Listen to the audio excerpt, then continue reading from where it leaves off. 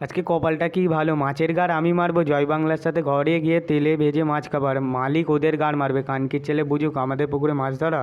কুদে গন্ধ নেই সে তো ভাবতেই পারি না। তুই খানকির ছেলে রিল্যাক্স আছিস, আমার এদিকে গাঁড় ফেটে যাচ্ছে। কোন খানকির ছেলের পুকুরে মাছ ধরছিলিস রে? আমায় চুদছে, আমি তোকে রাত্রিরে চুদবো। আই গুদমারানি গুদমারানি বেটাগুলো গোষ্ঠীর গাঁড় মেরে চুপচাপ মেরে দাঁড়িয়ে আছো? কোন শুয়োরের বাচ্চা এই কাজ করিস? যে খানকির ছেলেই করিস না কেন, ধরা তো পড়তেই হবে। এই বয়সে দিদিমাকে চুদে বাচ্চা বার করে দেবো, এই বয়সে মামাকে নিয়ে ঘুরতে হবে। তেল তো রেডি। আই তোর গুদে বড়ি গুদে বড়ি গুদে বড়ি বেটি। অনেক দিন তো হ্যান্ডেল মারলাম, এবারে তো মনে হয় চুদতে হবে ল্যাওড়া। পকেট মানিগুলো জমবে, মানে 6,000 টাকা করতে হবে। এরে সালা মানে মাছ রাখা, গোষ্ঠীর গুদ মেরেই দেবো। ওহ খানকির ছেলে, সকাল সকাল এসে মাছের পোদ্দা মেরে দিলাম কানকির ছেলে। এই বাড়া পকেট মানি থেকে তো 6,000